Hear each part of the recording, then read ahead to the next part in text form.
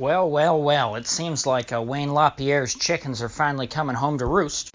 Wayne LaPierre, of course, has been an executive over there at the National Rifle Association for as long as I can remember.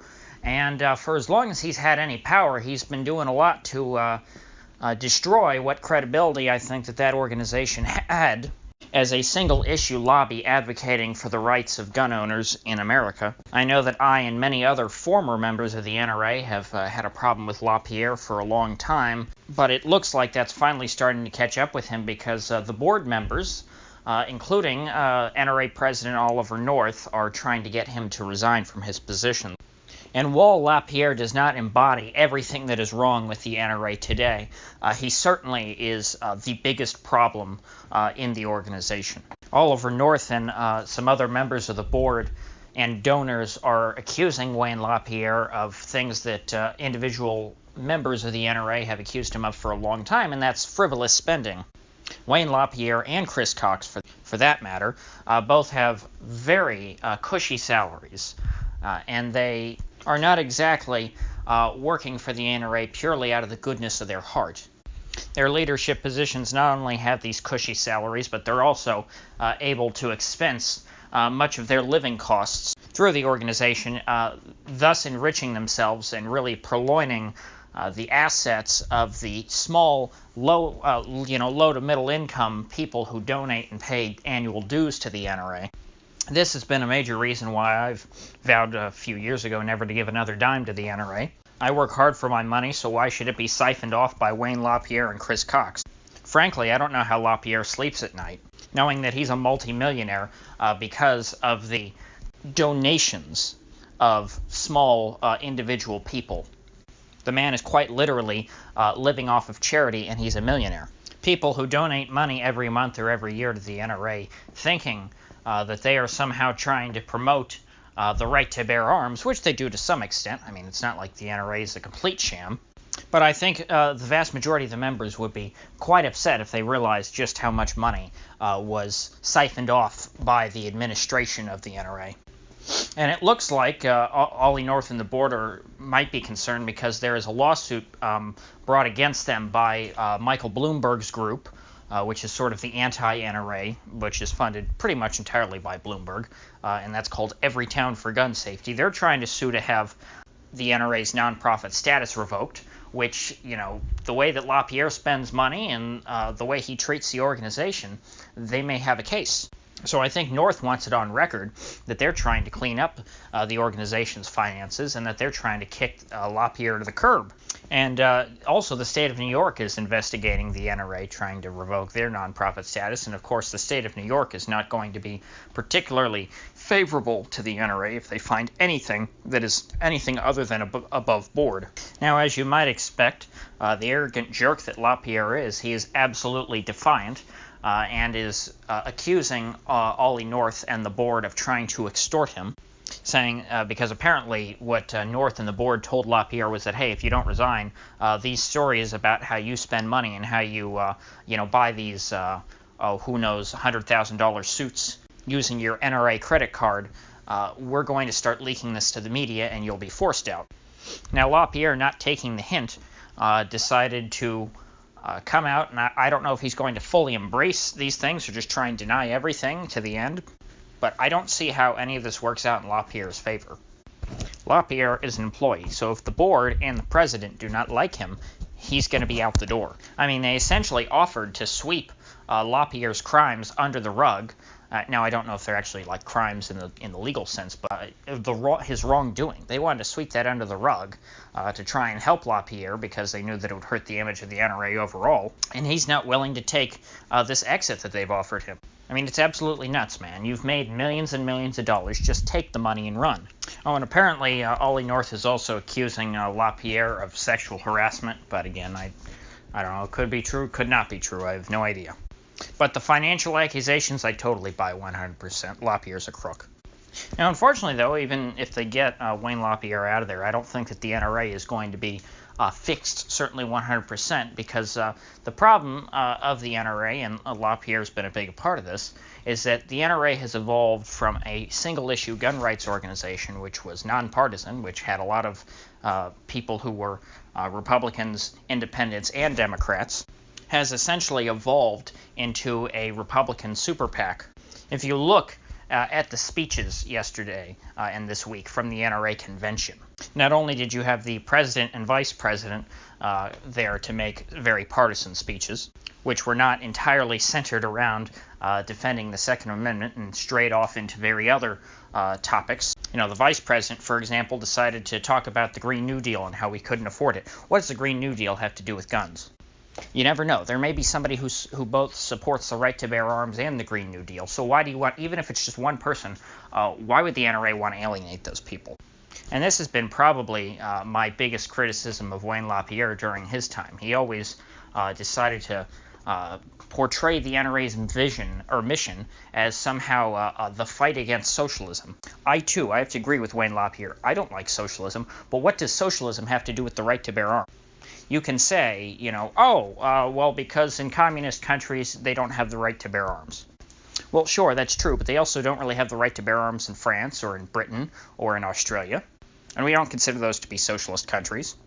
So it's a complete non sequitur. He's injecting his politics into the organization. Whereas I know for a fact that, particularly in the United States, you have quite a few people across the country who would identify as, you know, revolutionary socialists who want to own guns, because, of course, how else will they carry out their revolution against the American government?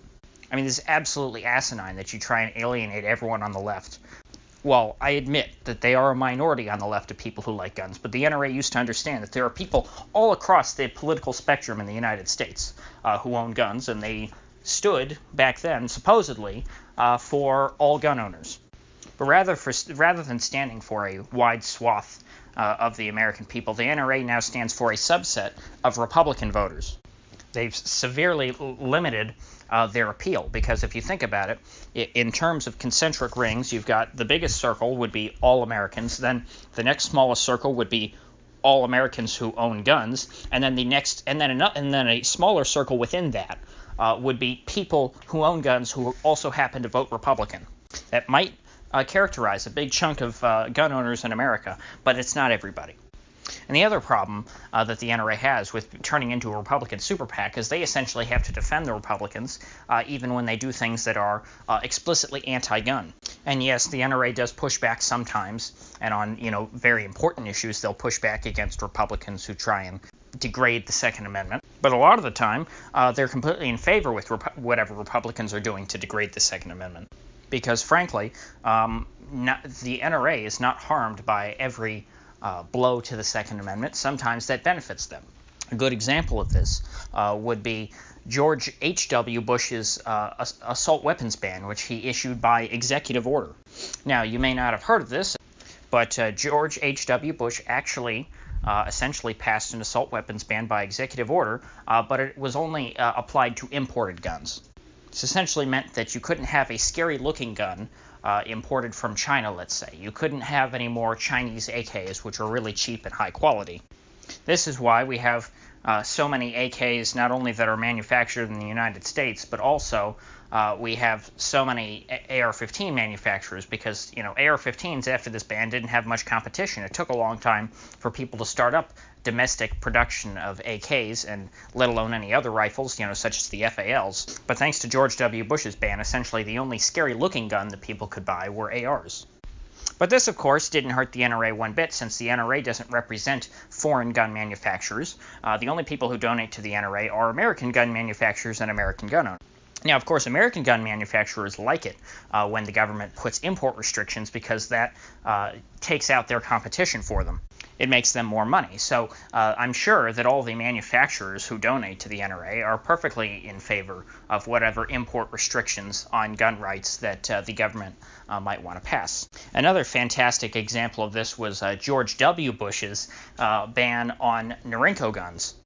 George W. Bush decided to ban guns coming from China that were made in Norinco, which were, again, they produced a wide swath of very good quality and inexpensive guns. Back in the 90s, you could get a Norinco SKS for like $50 out of a barrel. You could buy all sorts of things. You could buy a Norinco 213, which was essentially a Tokarev in 9mm. It was fantastic for, poor people who couldn't normally afford, an American gun, like, let's say, a 1911, which if you go to Colt and try and buy a 1911, it's like $700 or $800. You went and you bought a Norinco 1911, which was the same quality. It was they were very good guns. A lot of people still shoot Norinco 1911s. They're highly regarded. They were about $300, I think. And that's for a pretty complex, gun to produce. But of course, domestic manufacturers couldn't stand Norinco because Norinco did what they did, except a lot better and for cheaper. For example, I own a Remington 1911, but I guarantee you I would not have bought a Remington 1911 if I had access to Norinco 1911s. I've handled Norinco 1911s, and I have to say I think they're a better product than what Remington produces today. But since Norinco doesn't donate to the NRA, what incentive do people like Wayne LaPierre have in advocating that these sorts of bans get repealed? These bans which hurt, the poorest members of the NRA, the people who have the least voice in the organization. So my basic point is there's a lot of problems with the NRA, and just getting rid of LaPierre is not going to fix them, but it's a great step in the right direction. Though, unfortunately, I don't have a lot of hope that things are going to get too much better from here because the person who is ousting LaPierre is Ollie North, and Ollie North, of course, is a deeply partisan figure, and very clearly you're not going to be attracting anyone who is not a dedicated Republican if you're led by Oliver North. So the organization still seems to be hell-bent on being a partisan one. However, perhaps they will just learn to spend their donors' money a little better. But I have no hope that, I didn't even talk about the bump stock ban or the NFA or any of the other laws that the NRA doesn't oppose, or the way that they tried to throw Defense Distributed under the bus. And I need to cut it off, or else I could just go on for hours about the terrible track record of the National Rifle Association. But hey, moral of the story is, you need to join Gun Owners of America. It's a much better organization.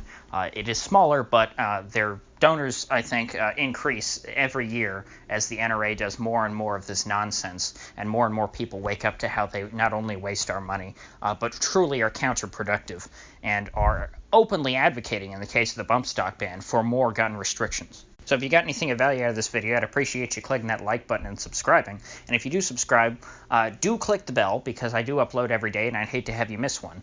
So I'll see you folks back here tomorrow.